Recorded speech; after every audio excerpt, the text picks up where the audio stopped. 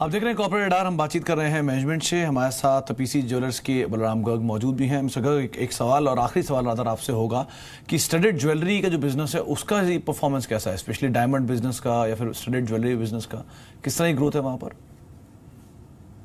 देखिए, जनरली जो कंपनी का जो स्टडेड ज्वेलरी रहती है, डायमंड ज्वेलरी, वो 30% के आसपास रहती है। इस क्वार्टर में हम लोगों को 33% डायमंड ज्वेलरी मिली है।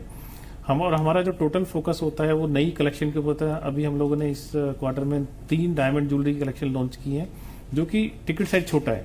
तो हमारा टोटल फोकस जो है, how to increase the margin को कैसे इंक्रीज करना है, डायमंड स्टडेड ज्वेलरी पे कैसे मूव करना है, क्योंकि आगे आप बिल्कुल सही कह रहे हैं कि यंगर जनरेशन को जो है वो गोल्ड की बजाय थोड़ा डायमंड ज़्यादा चाहिए।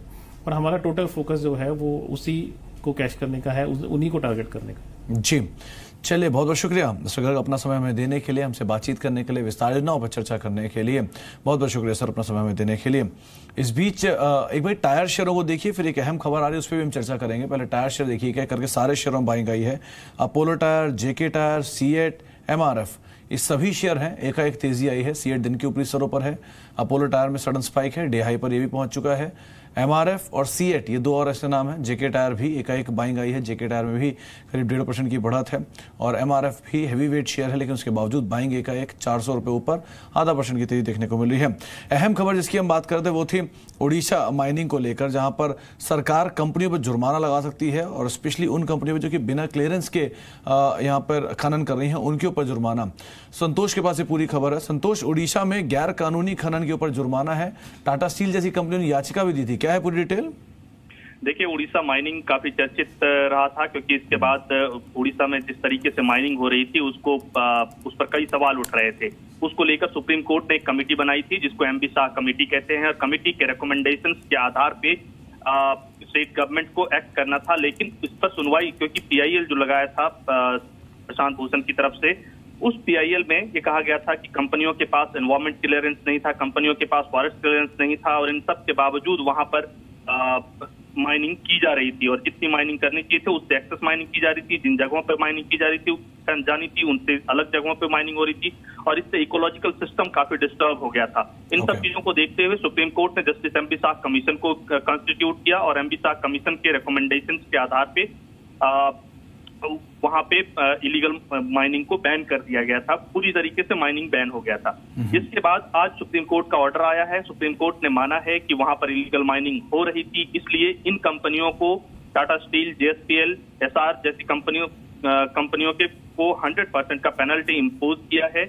और अभी जो विस्तृत रिपोर्ट है उसके आने का इंतजार है, उसमें और बाकी सारी चीजें क्लियर होंगी। लेकिन अभी प्रारंभिक तौर पे जो ऑर्डर में ऑरली कोर्ट के सामने कहा गया है, कोर्ट ने कह के ऑर्डर बता के सुनाया है, उसमें ये बातें सामने निकल कर आई हैं। लेकिन कुल मिलाकर इंतजार करते हैं डिटेल्ड ऑर्डर का। ओके संतोष, एक चीज और है, कुछ कंपनियों की याचिका को फर्दर टाला भी गया 1 से 2 हफ्ते के लिए, उसके बारे में क्या डिटेल है?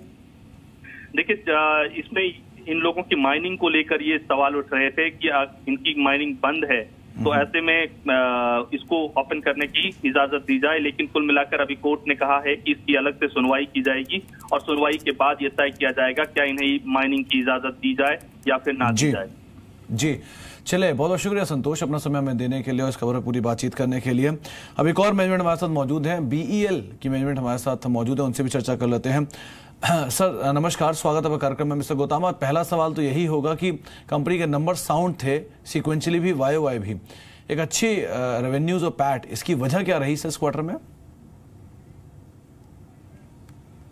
सबसे पहले इस बार हमने Q1 परफॉर्मेंस काफ़ी दिनों से प्लान करके ये रेवेन्यू ग्रोथ अचीव किया है, और इसकी वजह से हमारा पीबीटी भी लगभग पिछले Q1 से कंपेयर करें तो 4 गुना बढ़ गया है। अभी भी जैसा आप कह रहे हैं कि आंकड़े उतना अच्छा नहीं दिखते हैं।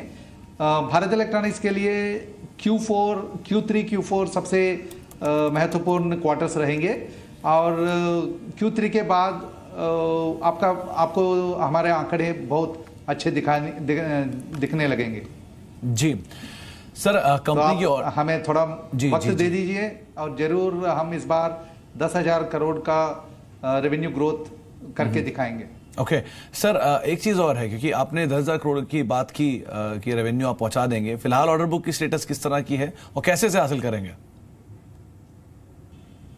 अभी हम करीब 41,000 करोड़ ऑर्डर बुक हमारे पास है, और इस ऑर्डर बुक की वजह से जो एग्जीक्यूटिबल ऑर्डर्स हमारे हाथ में है और जो ऑर्डर आने वाले हैं उनको देखते हम ये कह रहे हैं कि हम इस बार जरूर 10,000 करोड़ पार करेंगे। और आगे दिनों के लिए भी हमारे पास काफ़ी अच्छे प्रोडक्ट्स हैं जिसका ज़रूरत है देश के लिए। इस साल हम आकाश 7 स्क्वाड्रन का ऑर्डर और LRSAM P-17 alpha class ships के लिए ऑर्डर, ये दोनों आने की संभावना है FY18 में। इसकी वजह से हमारा ऑर्डर बुक का भी बहुत बढ़ा हुआ होगा इस साल। हम 13,000 करोड़ से 15,000 करोड़ तक ऑर्डर आने की संभावना है इस साल। जी मिस्टर गौतम, एक चीज और है, सेक्टर के अंदर प्राइवेट प्लेयर्स काफी आ गए हैं, कितनी बड़ी अपॉर्चुनिटी या कितना बड़ा थ्रेट, कैसे देखना आप इसे? कंपटीशन तो बढ़ता रहेगा, जरूर बढ़ता रहेगा, लेकिन जो इक्विपमेंट बनाने का क्षमता भारत इलेक्ट्रॉनिक्स में है वो क्षमता पाने में प्राइवेट सेक्टर को काफ़ी दिन लगेगा, और इसकी वजह से अगले 3 से 5 साल तक हम जरूर इक्विपमेंट सप्लाई में भारत में नंबर 1 रहने की संभावना है हमें। और हमारे टेक्नोलॉजी इन्वेस्टमेंट जी बहुत ज़्यादा है प्राइवेट सेक्टर से कंपेयर करने में। हम हर साल करीब 9 से 10% रिसर्च एंड डेवलपमेंट में हम दोबारा इन्वेस्ट कर रहे हैं, तो इसकी वजह से प्राइवेट सेक्टर से कंपेयर करने में भारत इलेक्ट्रॉनिक्स को रेवेन्यू ग्रोथ के लिए बहुत मौका आगे सालों में हमें मिल जाएगा। जी बहुत बहुत शुक्रिया मिस्टर गौतम, समय का थोड़ा अभाव था इसलिए आपसे ज़्यादा बातचीत नहीं हो पाई, लेकिन बहुत बहुत शुक्रिया अपना समय हमें देने के लिए, हमसे बातचीत करने के लिए। कॉर्पोरेट डार को तो यहीं समेटते हैं, जल्द लौटेंगे और बातचीत करेंगे IMD के DG से, हमारे साथ कुछ ही देर में मौजूद होंगे, उनसे भी हम खास चर्चा करेंगे छोटे से ब्रेक के बाद। नमस्कार।